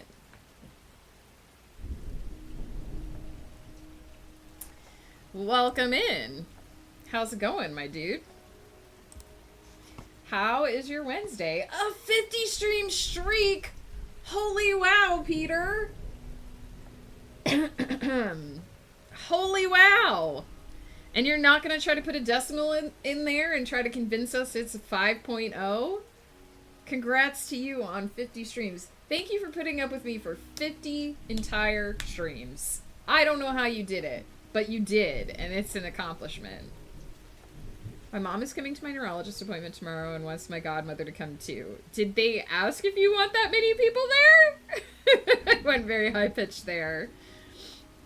Just went out and got a package. Both of the sides of the envelope were wide open. What? At least the contents were there, but that would be scary. You'll put up with me for at least 72 streams. Peter, that's very generous. All right, let's get this finished so I can go eat some lunch.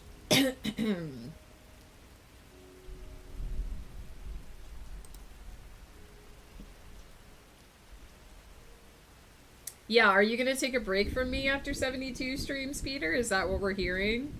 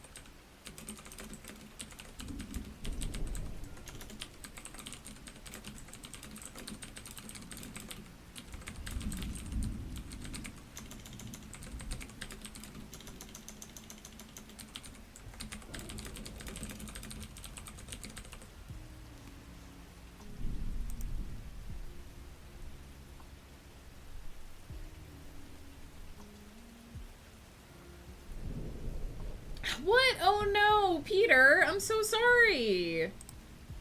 Did it get damaged?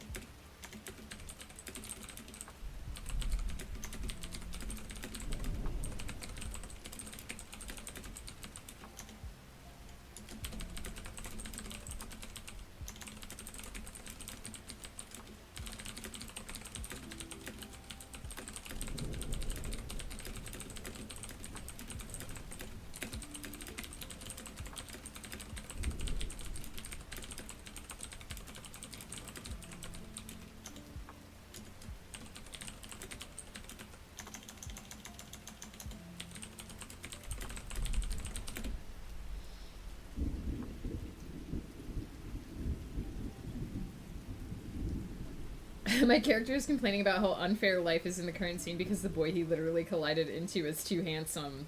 What a horrible thing to have happen.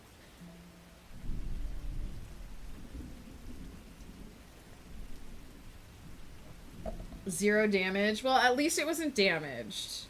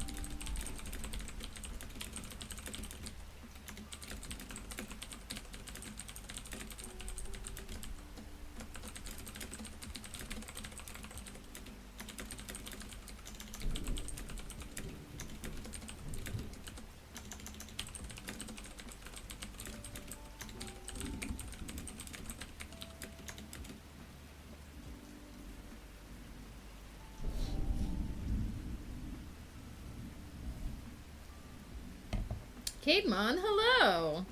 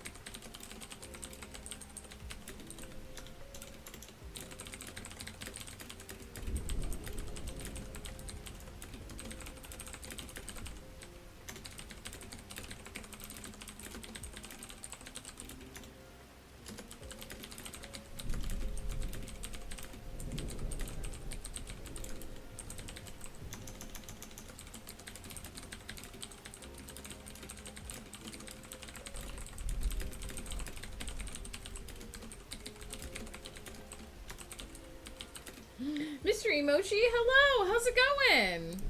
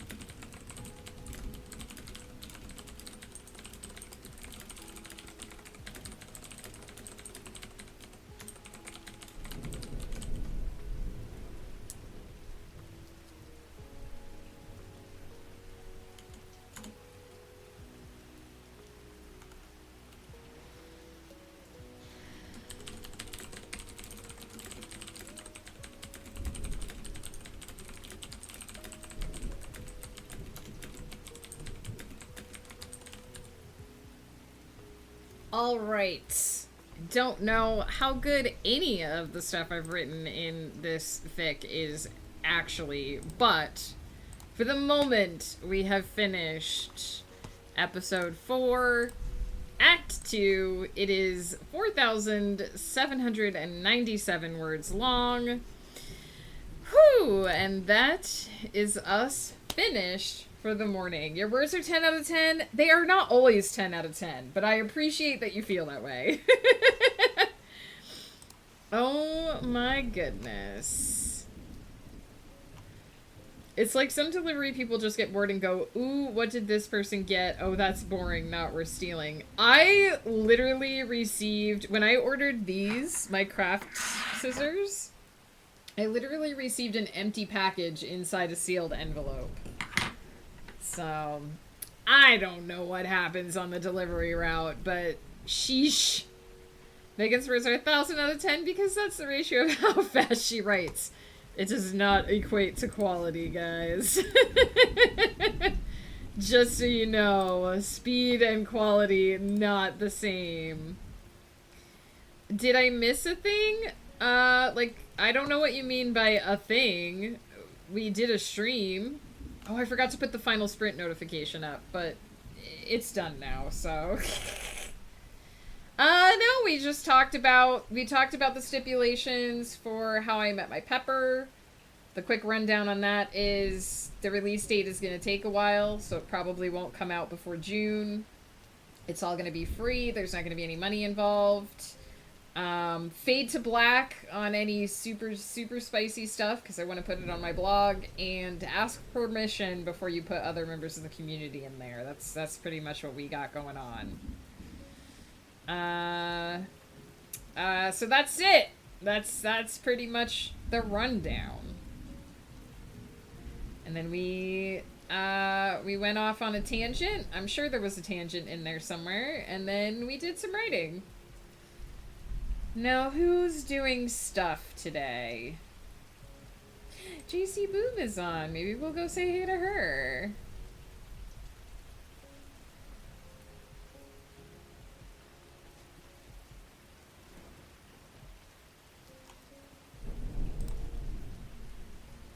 Looks like this is a lobby stream, so JC may not be there or may not be on mic, but we'll go. It's a nice, just chill place to hang out.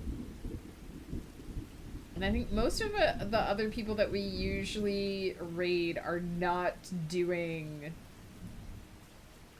co-working right now, so we'll head over there. Also, I gotta dip pretty quickly, so a lobby is a good one. Tangents in this stream? Oh yeah, Joe did a thing with Art Breeder and it was horrific. That's what happened.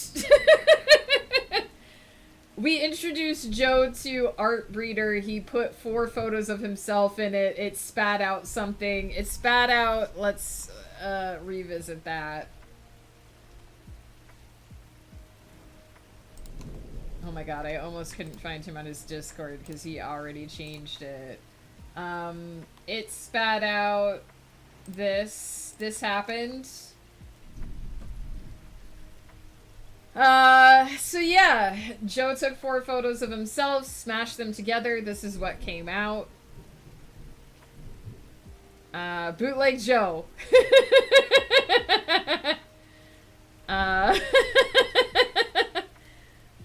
So this is the new Joe. Welcome to the new Joe, everybody. He's already made it his Discord picture. And that is what happened. Not to be confused with the Big Pepper theory or the Late Show with Mr. Pepper. Not to be confused. We told Joe about Art Breeder. He was like, what if I gave it 4 photos of me in different costumes? We were like, here's the website. He was like, sweet Jesus, what have I done? And here we are. In a post-bootleg Joe world. It exists. Yeah, that now exists. I don't know if Art Breeder It probably does now. I think when Artbreeder first came out, it was not like the same as a lot of the AI stuff that's out there now. I would guess that they've probably updated it to use a lot of that stuff now that AI is more of a thing. Artbreeder is like super old. How is that How I Met Your Pepper? It's not related. It's not related to How I Met Your Pepper. It's just something that Joe did. It's something he decided to do. He did also, yeah, he's very happy with it. I think he's both horrified and happy with it.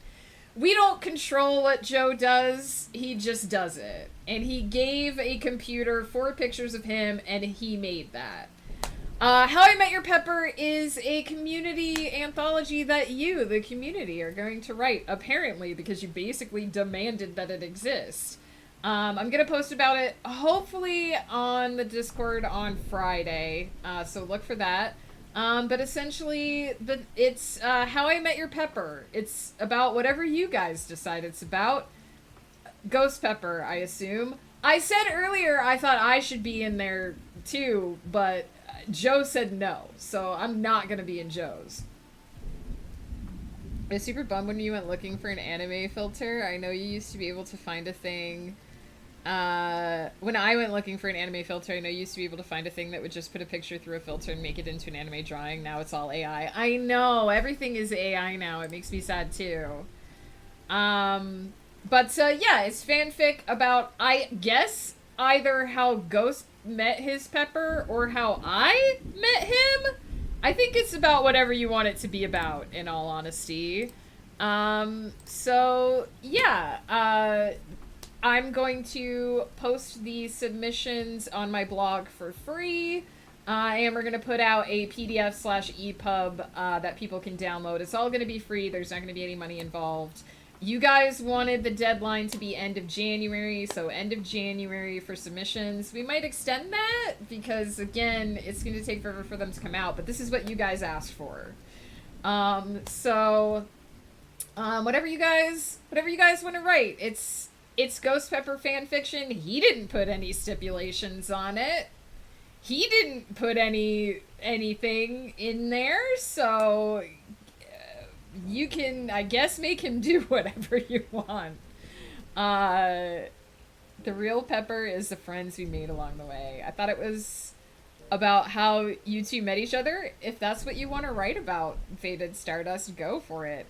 I actually don't think we stipulated what it was supposed to be about, and I just like the idea of saying how I met my Pepper and letting you guys decide. So you guys can decide.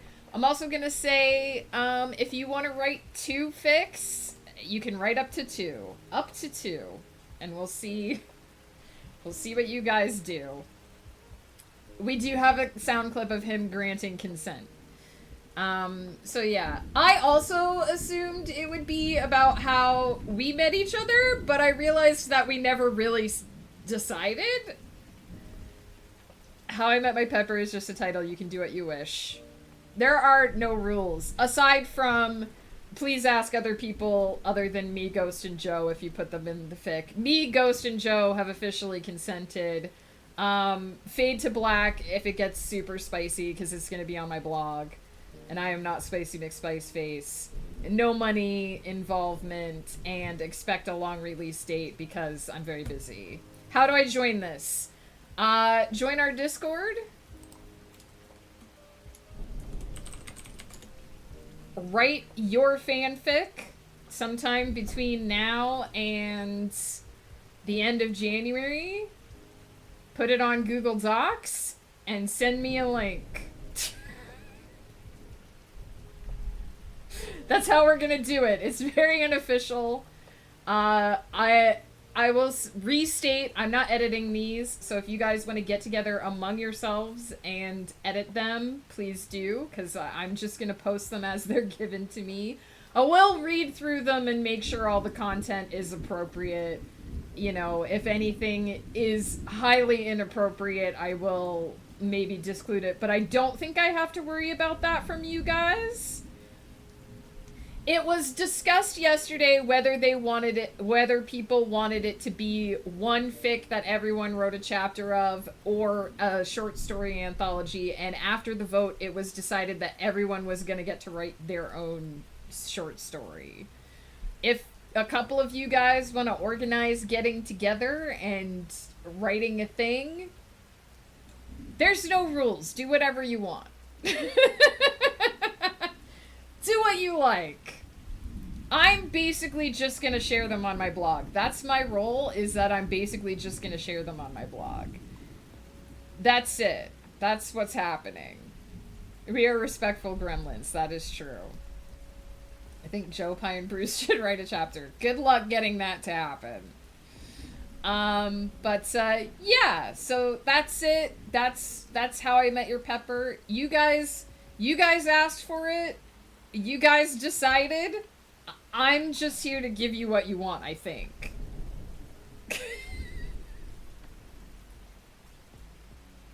I'm just here to give you guys what you want. You guys want to write fanfic about me and Ghost Pepper? Do it.